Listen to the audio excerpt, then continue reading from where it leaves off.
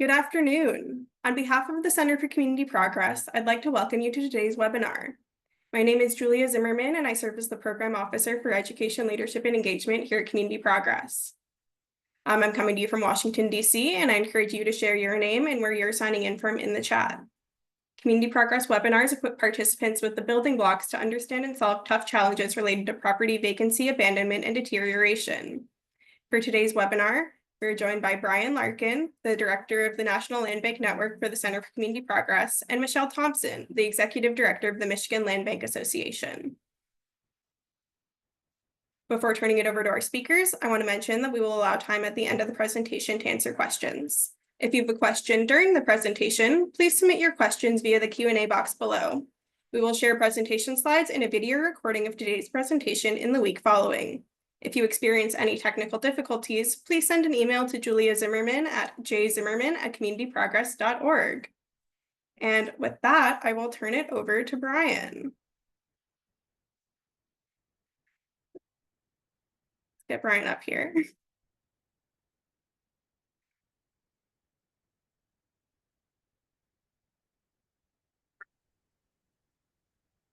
Thank you for that, Julia, and welcome everyone. Excited to have this discussion today and the chance to share with you all some of the exciting things that we have been working on at the National Land Bank Network. For those who have not had the chance to interact with before over the years here, my name is Brian Larkin, and I'm the Director of the National Land Bank Network. I've been in this role since the network started and around 2021, and we help to support the over 300 land banks across the country. Our primary activities serving land banks are conducting a biannual survey. We also host an in-person conference every other year, and we do a series of other programmings and activities, from rural learning exchanges to technical assistance to mentoring programs, and kind of all the sort. Our main goal and task at the National Land Bank Network is to help bring the field together and also to advocate externally on behalf of the field. I'm so excited to see all the locations everyone is chiming from. Please continue to put those in the chat. One thing in the virtual space when you're presenting in a webinar events format is me talking to myself. So when I can see all the places that you guys are coming from there, it fills me with energy. Also, please feel free to use the chat for side conversations. You know, if you were in a room together and someone said something that was interesting, you may lean over and say something to another person, or you may have some ideas. Please do that. The purpose of a network such as ours is to network, to connect across. While yes, we'll be sharing information today, and I think it's going to be some great information to hear about, we also want you guys to connect and feel connected to others who are there here. So we've got folks from Illinois, Colorado, New York, Missouri, kind of all over. It's really excited to see everyone there. I see some familiar faces and many new ones. So we'll go ahead and get started. And I have a presentation. Format of the conversation today is going to be a little different. Have a brief presentation. It'll be about 10 or 15 minutes to give some background and context to what the publication is. And then you have the treat of hearing from one of the participants in our publication. Michelle Thompson is both highlighted in the publication, but an individual who helped work on in the creation side of this. And we're going to have a Q&A interaction time with her and I, and then open it up for questions from the audience. And so as the discussion is going on today, please feel free to use the Q&A panel. So we'll go ahead and get started.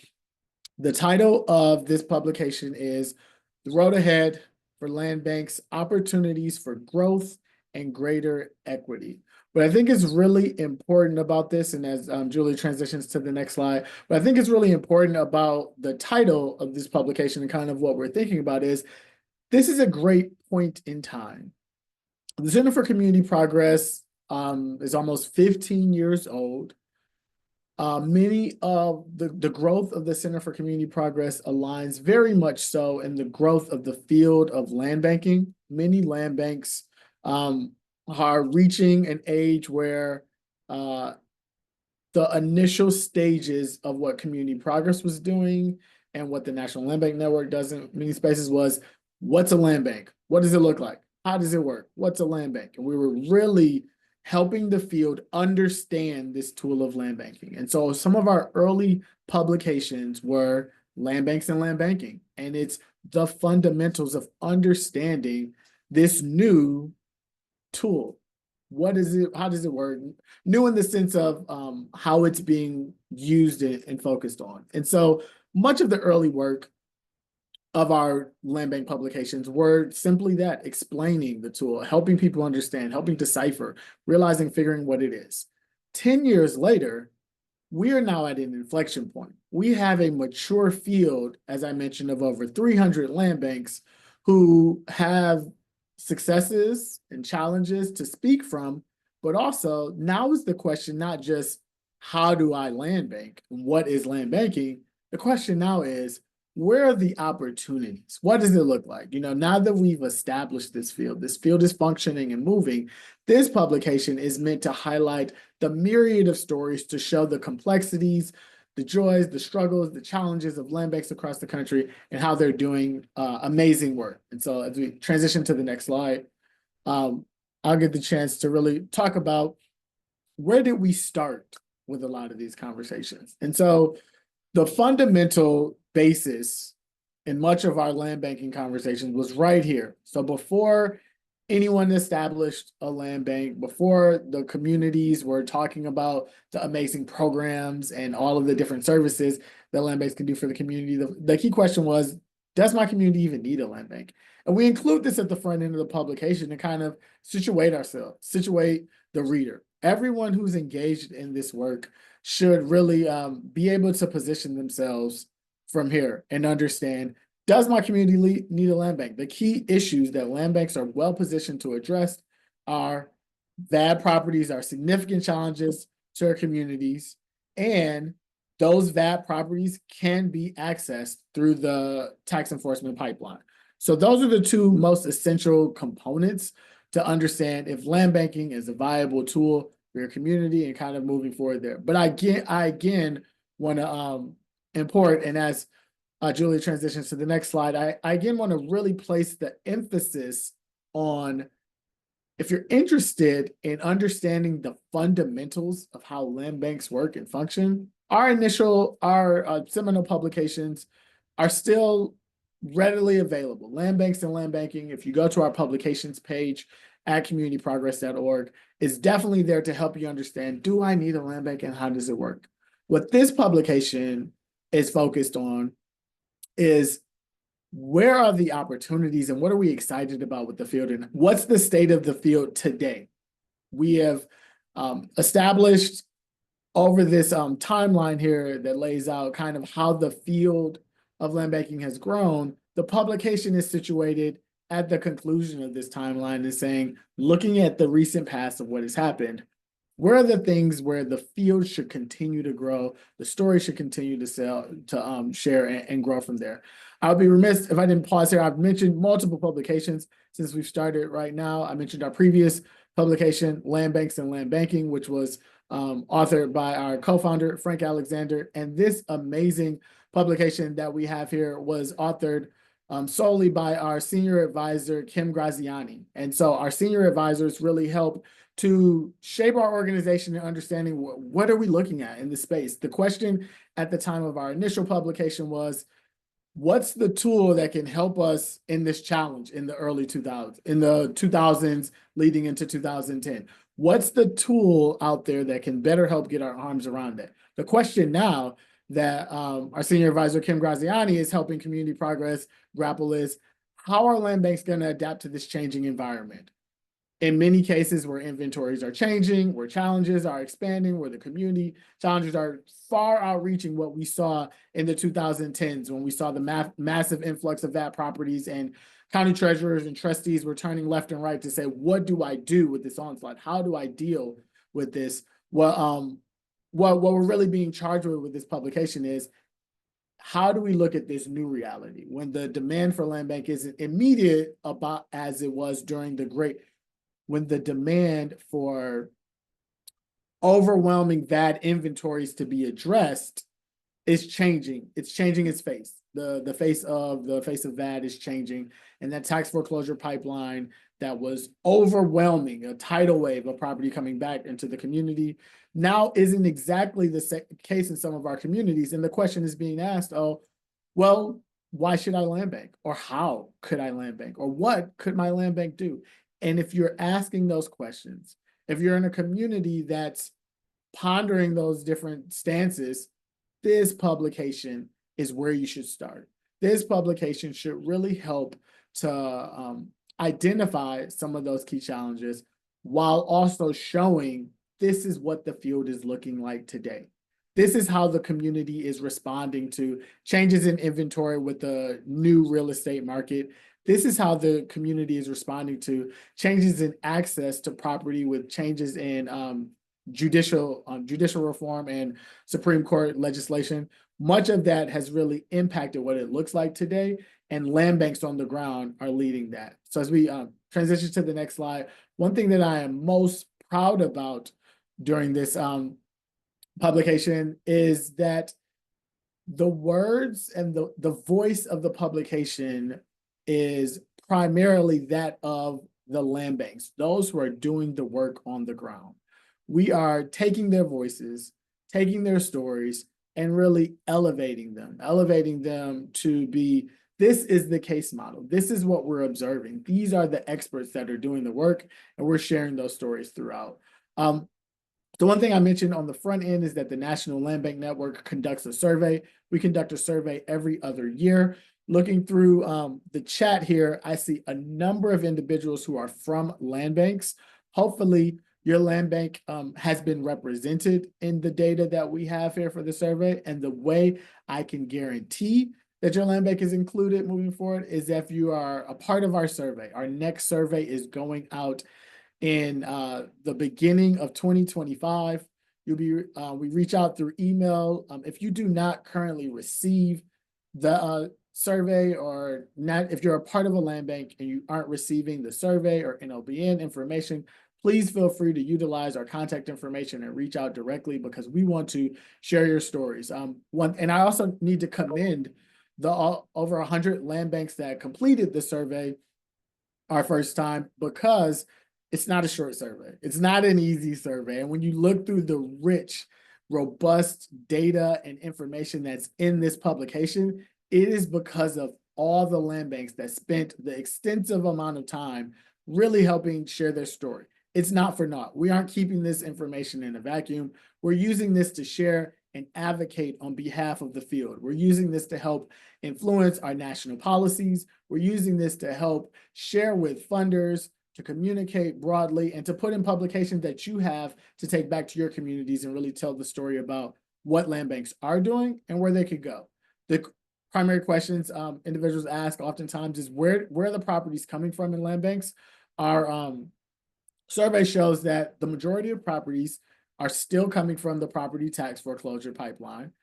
But one thing that's interesting is capturing this data over time, this percentage that you see in the corner over here, this 60 at the bottom right corner, this 66%, that's actually decreased significantly in just the past 2 years. That was over 3/4 of the property that were in land banks, and that number is decreasing. And so, as we mentioned, the changing environment has really impacted what that looks like. So what does the future of land banking look like as we transition to the next slide? The key theme, if you take nothing else from the presentation, from the publication, from the work of NOBN over the coming years, is that we are looking at how land banks are moving from transactional to transformational, recognizing the transactional tools that land banks have through their enabling legislation, through their local ordinances, through their policies and practices, are only as effective as the transformation they can accomplish. So the transaction in and of itself is important. You're given to land banks, when I say you, talking specifically to the land banks that are in the audience for this conversation, but land banks are given specific powers and tools to help aid in transactions, to help decrease the acquisition cost, to remove some of the title issues and to remove some of the length of time and holding costs and all of those pieces, land banks have specific transactional tools. But the purpose of these tools in and of itself is not solely to execute the transaction. All transactions aren't equal. How do we understand the transactions that truly transform our community?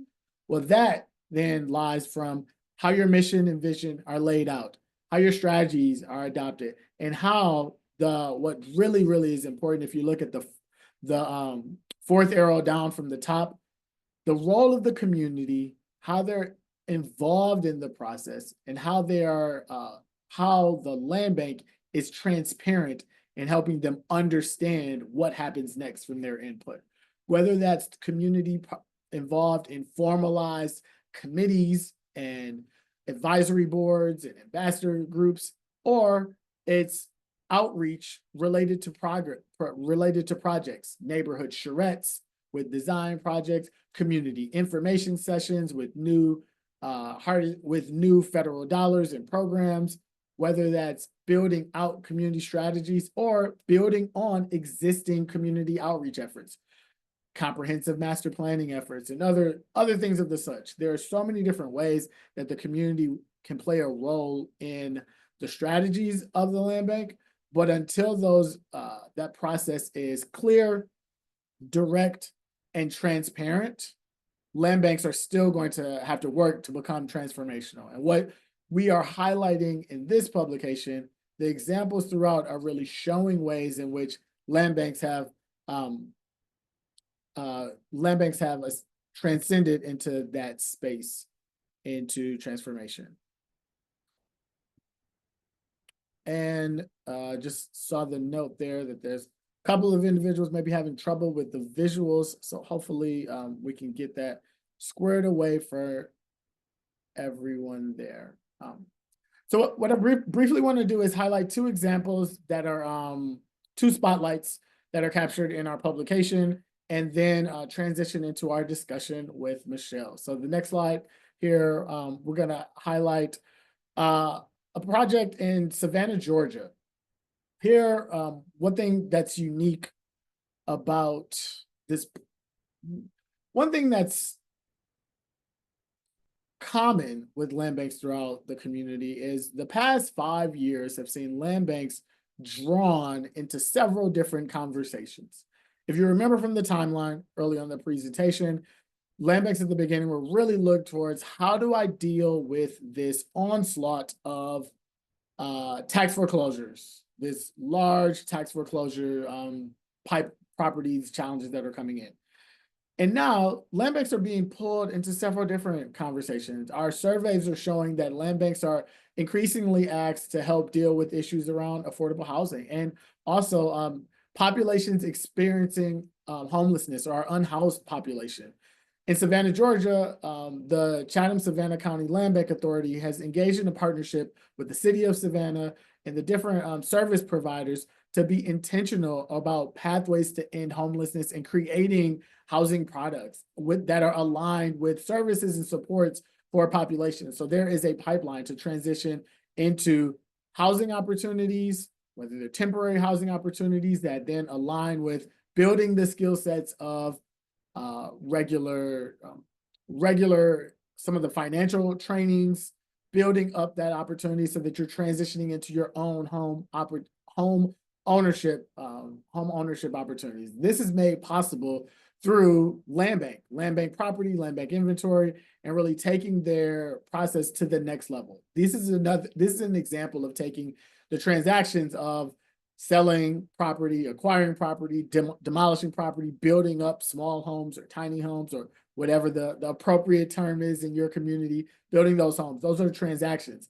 Engaging into a process like pathways to end homelessness, that's transformation. We're trying to transform the lives of our unhoused residents and community members and neighbors. That can only be done through partnerships and connections through the other pieces of the communities. Transitioning to another example story, and as I mentioned, there is much more detail in the publication. We have dozens and dozens of stories such as these that go into much more rich detail to give the context there. our land banking partners in Puerto Rico, looking at really dealing with issues of climate change. The one most important way in which land banks are able to transform their community is by understanding the unique challenges towards their communities. In Puerto Rico, we've seen the big challenge, or the big kind of call to action, was much of the disastrous impact from hurricane storms. And what does that do to the resulting land in areas? Are there areas in which development should occur and development should not occur? Are there areas in which the land can help make our communities more resilient, whether we're using them for storm surge, stormwater retention? How can the community, in a more intentional form, create land banking strategies that support the long health and vitality of our community as a whole? And so I think those are the really exciting pieces of this publication, and that land banking, when it's responding to your community's unique goals, can be an amazingly transformative tool, but not just by itself. It's a part of the larger conversation, partnering with local elected officials and connecting with others throughout. And so I'm going to transition to the next slide as we get ready to bring Michelle onto the screen. The last kind of calling piece here for communities as a whole: creating thriving communities require collective effort and continued support from all sides. Looking at those who are participating in this call today, you may be a part of these sides as a funding, political allies, and community partners, or you may be familiar with those. It's taken decades for us to reach this point where there are key challenges and the key things we wish to address, and reversing that damage caused by disinvestment will also take time. But there is no better time to start than now. And this is a direct quote from our author, Kim Graziani, that is in the report there, that really speaks to why this work is so important, but why this time, in the face of challenges, in the face of obstacles and opportunities, it was important for us to put this publication out, because now is the time to be excited. Now is the time to push down on the gas and really keep that work moving forward and making that happen. And so we can, as we lower the screen, Julie, you can take it to just Michelle and I. Michelle, so excited to have you here. And I'd just like to start things off by giving you the opportunity to introduce yourself to the audience. Well, hello. My name is Michelle Thompson. I am the executive director of my local land bank. I am also the executive director of the Michigan Land Bank Association. I was so excited to be invited to this opportunity to be part of this publication. Thanks for having me. Thank you so much, Michelle. And as she alluded to, one thing that was unique about this publication is this is one of the first times that community progress publication, especially on one of our seminal topics, decided to bring in external partners to help serve in an official capacity. So we created an advisory committee of land bank individuals. And so Michelle, in her role as the head of the Michigan Land Bank Association, sat on that steering committee, and they volunteered their time throughout the summer and throughout this year to review drafts, to share input, to connect us with partners and other pieces, to where they really spent extensive time to help shape the publication that we have today. So what I want to start with, our first question for Michelle, is, could you tell us about your experience participating on the Land Bank Publication Steering Committee, and what was that like? It was amazing. There were 5 associations invited to be part of the steering committee, and we all have different legislation. We all have different needs in our states. We all have different challenges. And so it was interesting to get a firsthand account of what's happening throughout the states in terms of land banking. And my eyes were wide open. It was great.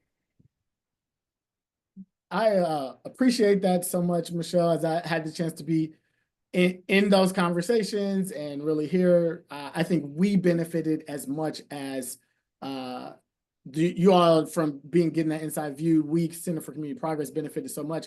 But I want to give you this time to kind of talk to us as an organization. Is if we're moving forward, would you say this model or approach was particularly effective? Looking at the result of kind of how the publication turned, if we're looking to consider doing this again, is the approach of bringing in a steering committee, bringing in the audience that's really you're writing about into that early process, is this something you'd recommend that we do again? Is something that proved to be effective? I would. I've read this publication several times now, and it's amazing the amount of storytelling that you were able to put into this publication. Um, you can talk about the steps for land banking, or the steps for demolition or redevelopment, or things like that, but you have to tell the story. What happened in that community? What was impacted by the work that land banks did in those communities? And would that work have been done but for the land bank being involved? So it was interesting to have all of that storytelling in this publication. I think I learned so much from everybody else and their experiences. Well, one of the stories that is highlighted in there is from Benzie County. And so I would love to really let's share with the audience. And this is what I think the audience is getting in for a treat now. And you're going to get kind of the most exciting part of seeing what went in behind that. So could you share the spotlight example that's in the publication from Benzie County and give a little insight into the audience about how that project came to be? So if we could start by explaining the project and what it is, but how that project came to be and what that was. So in Michigan, the county treasurer is a member of the Land Bank Authority by statute. And so I was involved in the land bank. I was the chairman at the time.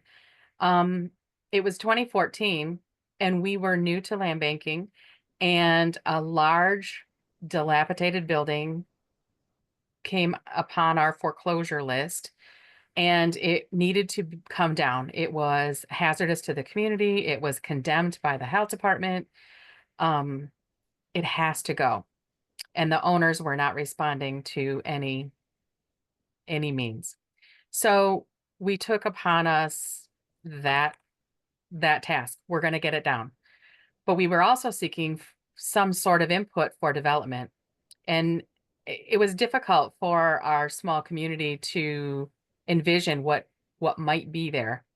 And so we worked on the development process probably 3 years before we stumbled upon a small nonprofit that does housing. And they were interested in putting apartments on this. We had about a lot and a half available. And so they were able to put 8 apartments in this small village.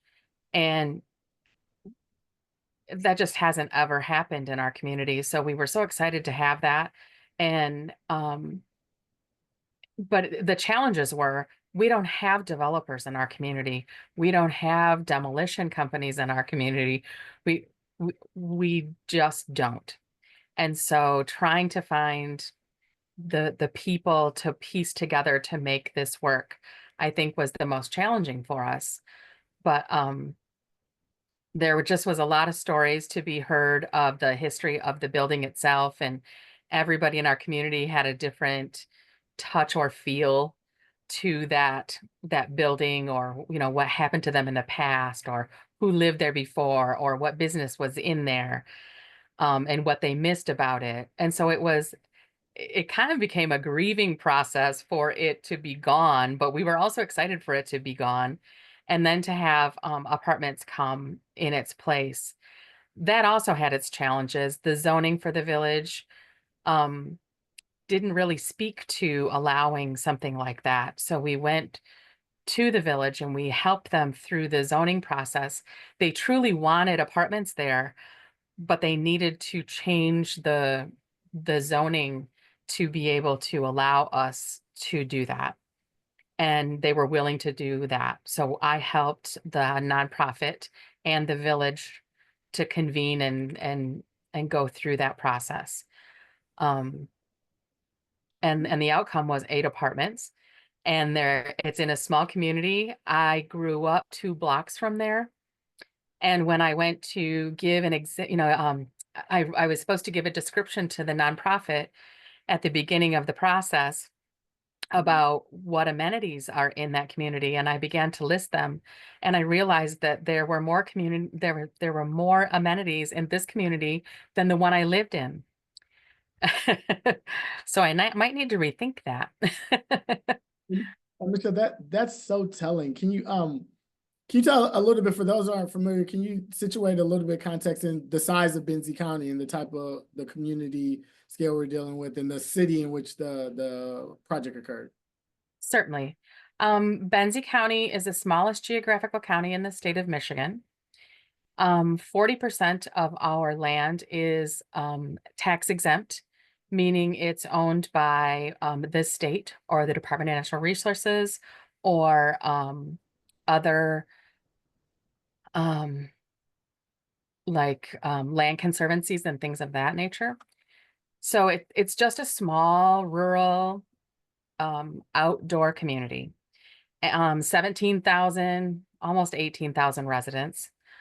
About half of them are part-time. So we have a lot of people that spend the summers up here, but then they winter in the south.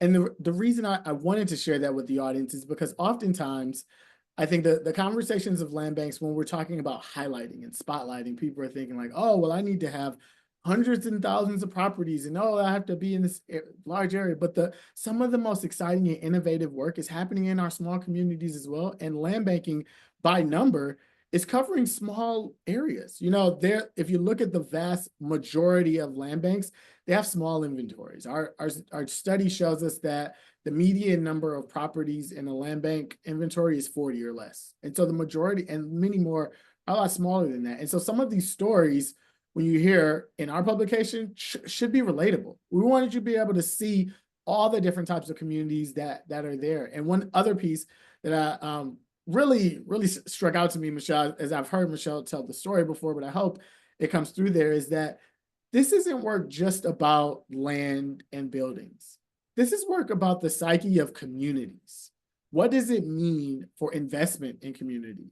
Sometimes we approach it as, everything new is inherently good, but there is a series of loss and transition there.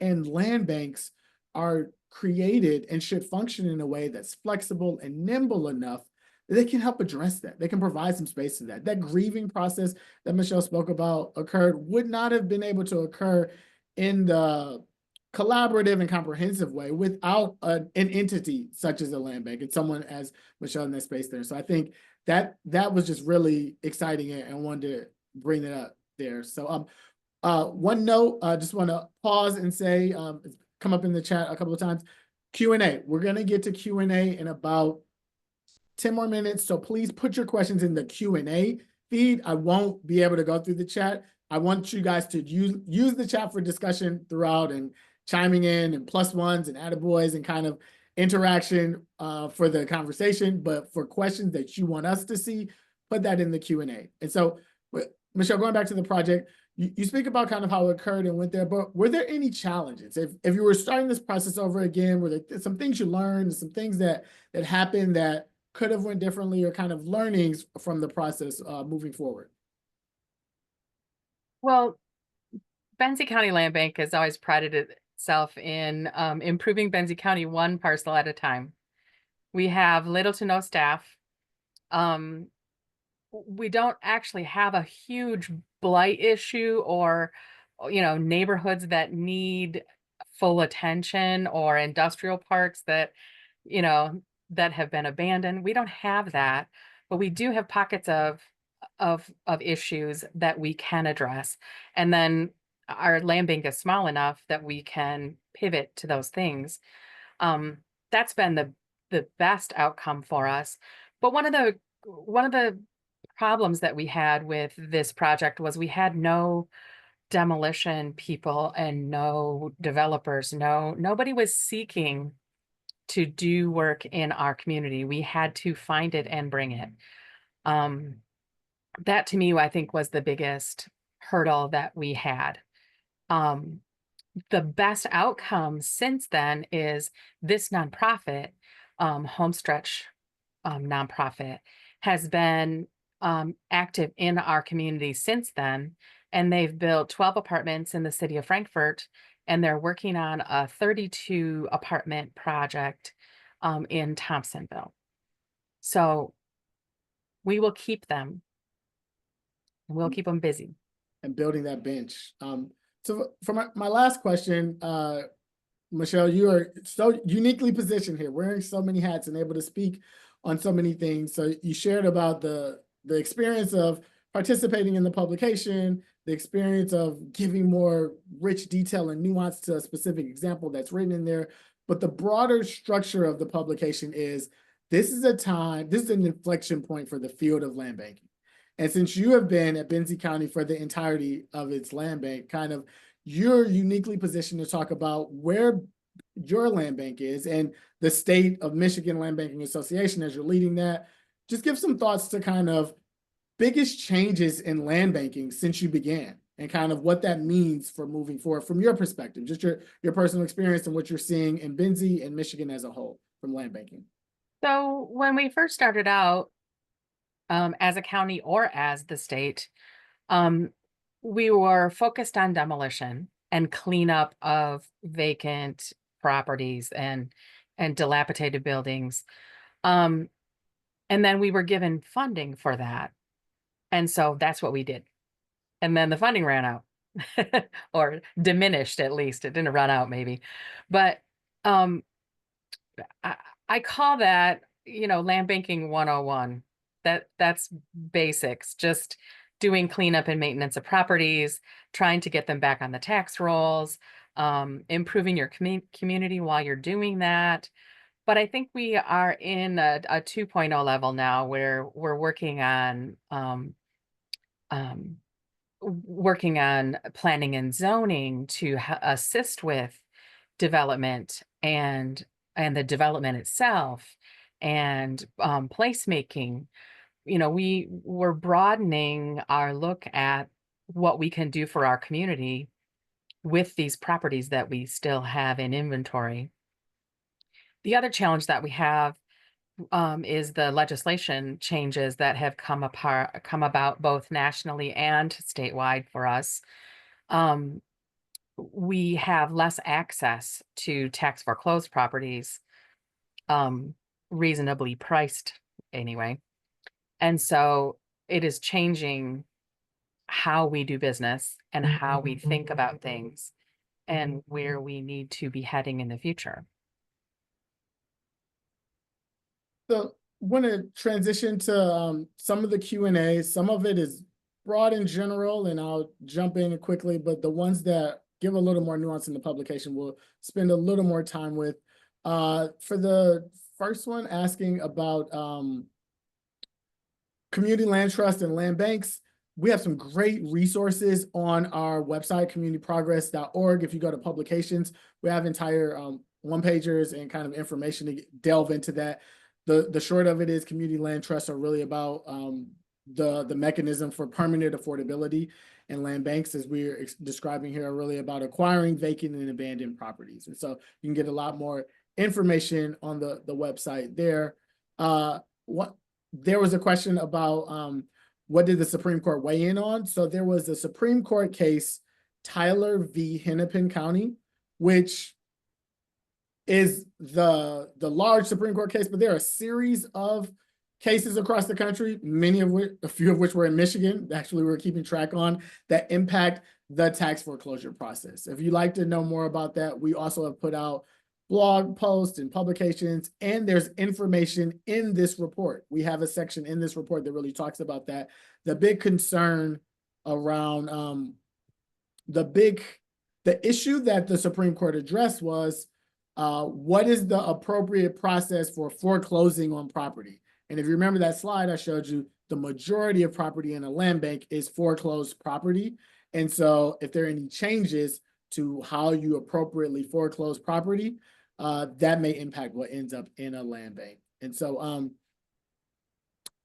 I want to look at this question from Danielle specifically about the publication, and Michelle and I will tackle this one. I'll read it out loud as we're going through. Says, love the idea that this publication reinforced that a land bank is a government solution. It's not a government solution, but a community solution. This is so important everywhere, but especially in an area where there's deep distrust of government. They're starting to look there. So the question is, how can you overcome the roadblock of distrust to get the community to be a part of the solutions so government doesn't have to? And so, Michelle, what I'd like to kind of pivot that towards for you is early on, if you can talk to what that as a long-term or lifelong member of your community, transitioning into the role of kind of elected official and then land bank, what were some of those challenges and what were some of those, whether they're community misconceptions or process that you had to really do to get the trust and belief of the community for them to help be a part of this process or be supportive of your work? So I realized that everybody that I spoke to, people that were close to me, people that I worked with, people that I met in public as a public figure, everybody would say, "What's a land bank?" And so I developed an answer to that because that was a very frequent question. But then I started getting invites to attend, Rotary charity luncheons, to, be their speaker for their lunch hour, to tell them about, land banking in Benzie County and, what we're doing.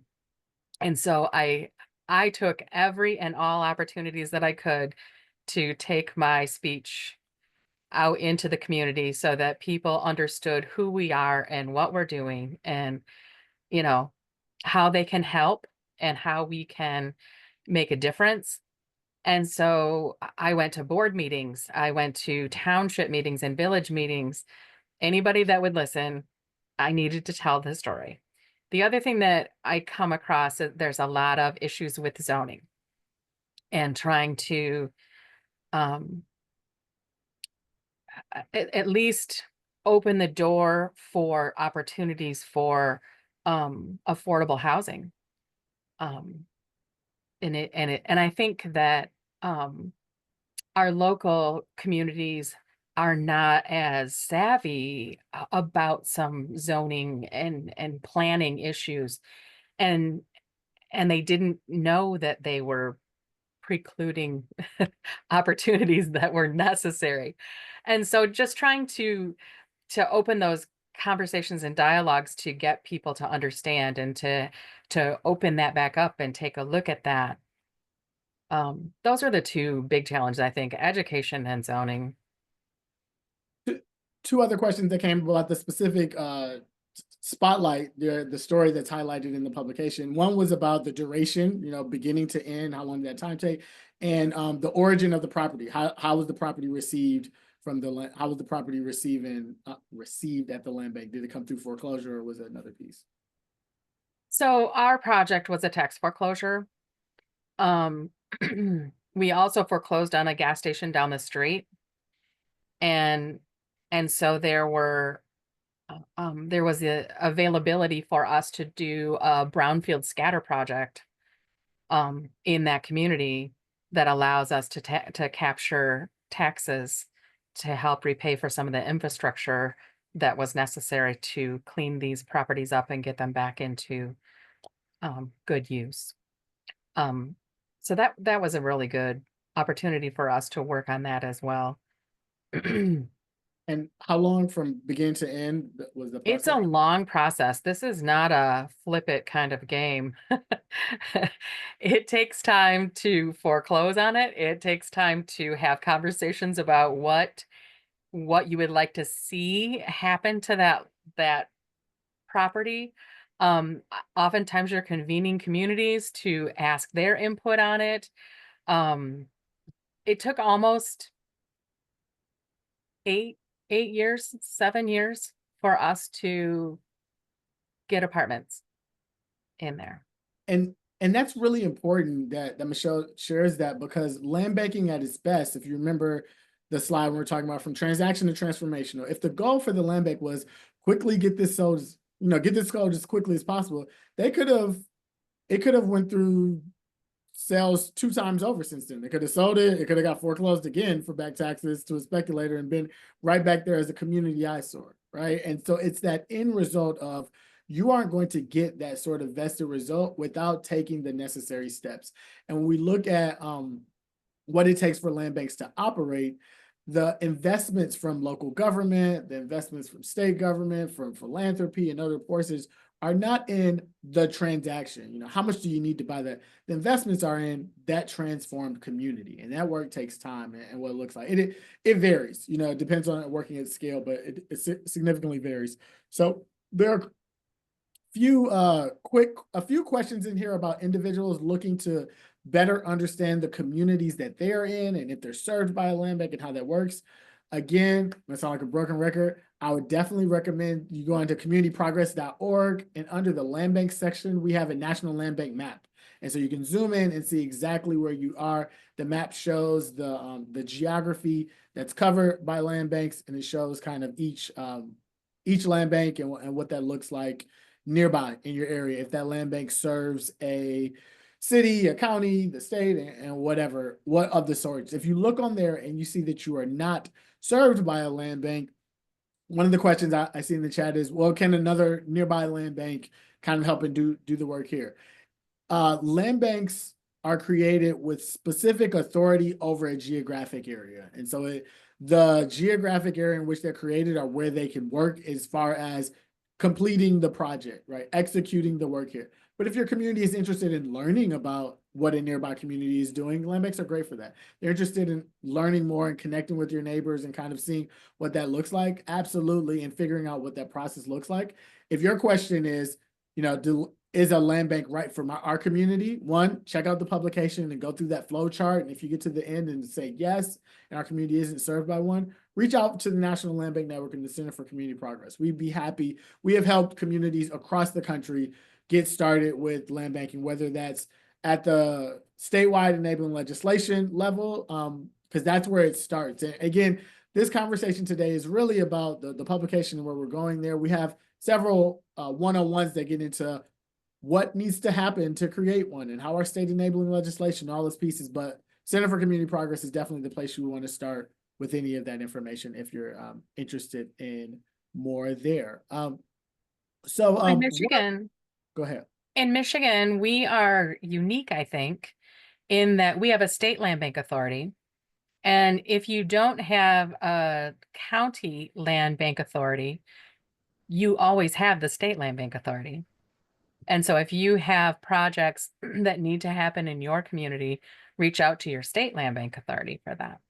100%. And so anyone who's on the chat from Michigan has if they're interested in projects that they think a land bank could benefit, you have an avenue already right there, which is really unique about the Michigan example.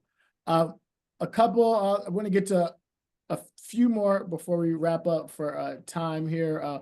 One broader question, and I think aligns with the publication and where we're headed, is the question of, so we spent the time over this past year, our senior advisor, Kim Graziani, did extensive amounts of time of having conversations and going out and connecting, going to the different state associations. And then at the end of the year, our nation holds an election. And we made an election and we see sweeping changes. And so the question is, do we anticipate any changes to land banks in general, given the new administration?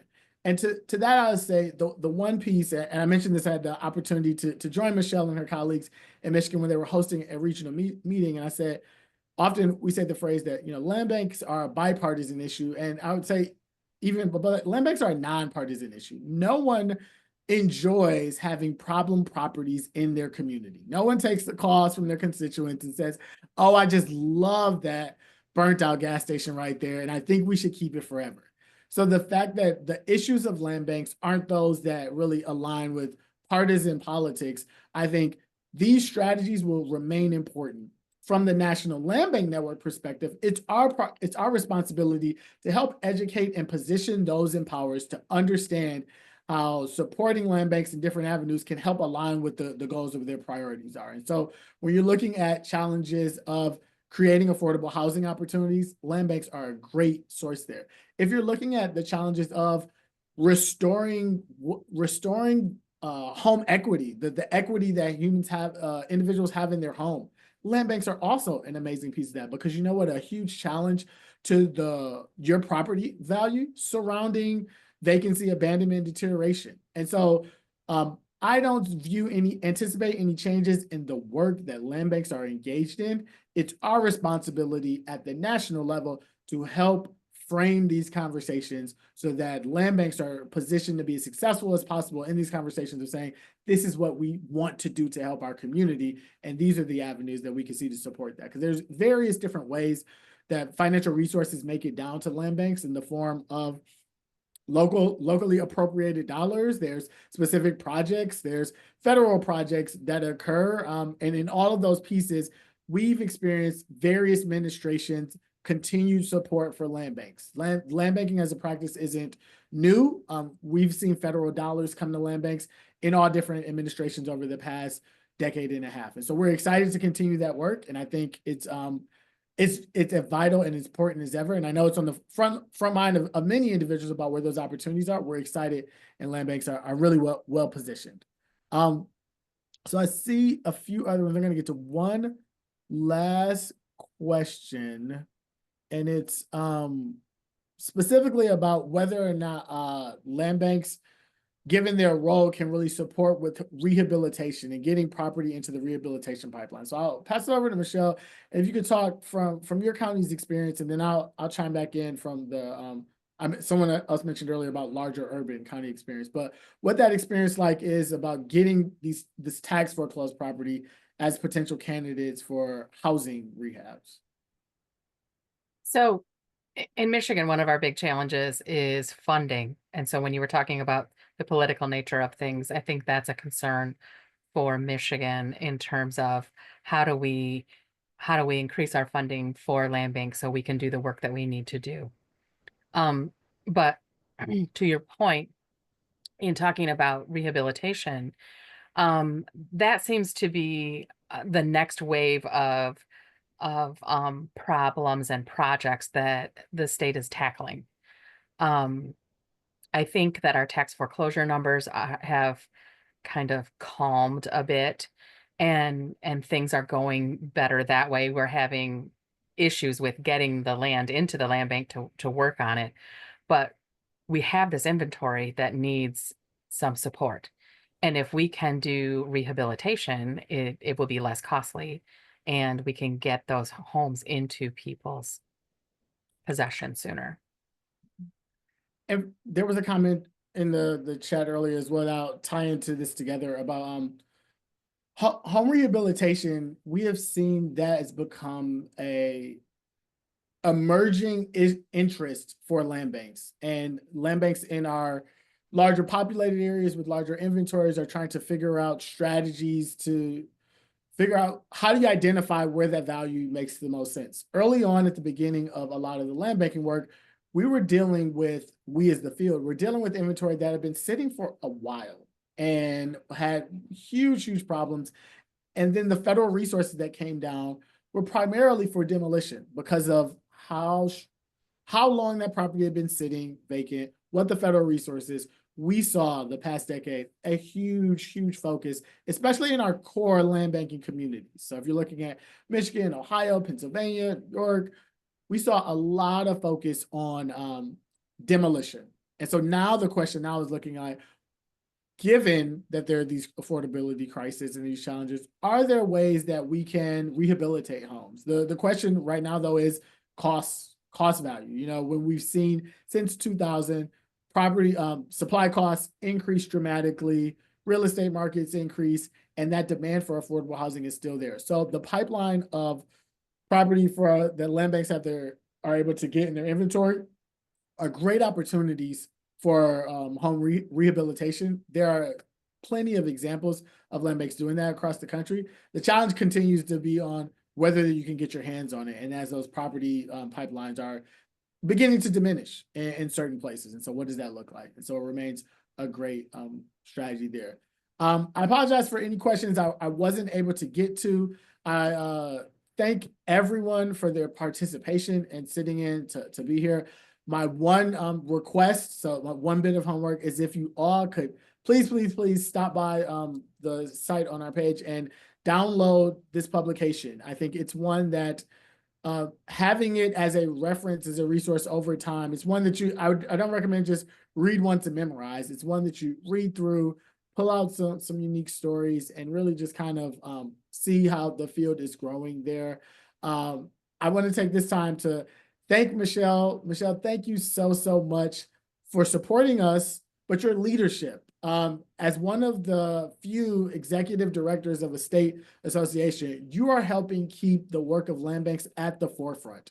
You're helping your members in the state, you're helping your elected officials, and bridging those gaps and bringing that work together. Thank you for being a champion of land banking in Benzie County and Michigan and throughout the country. And thank you for sharing your story with the audience here. For those of you who are interested in more information or would like to connect more, please reach out to us. The National Land Bank Network is here to serve and support the land banks throughout. And so I'll pass it over to Julia. Yeah, like Brian said, thank you all for joining today. If you want a direct link to the publication, you can find it in the resources tab down at the base of the webinar, and it will also be on our website. We'll be sending out a video recording of the slides and the presentation with a link to that publication as well. So you have lots of opportunities to download it and do your homework from Brian. And it feels crazy to say at the end of November, but we'll see you all in 2025. This is our last webinar of the year. Thanks so much, everyone. Have a good afternoon. Bye, everyone.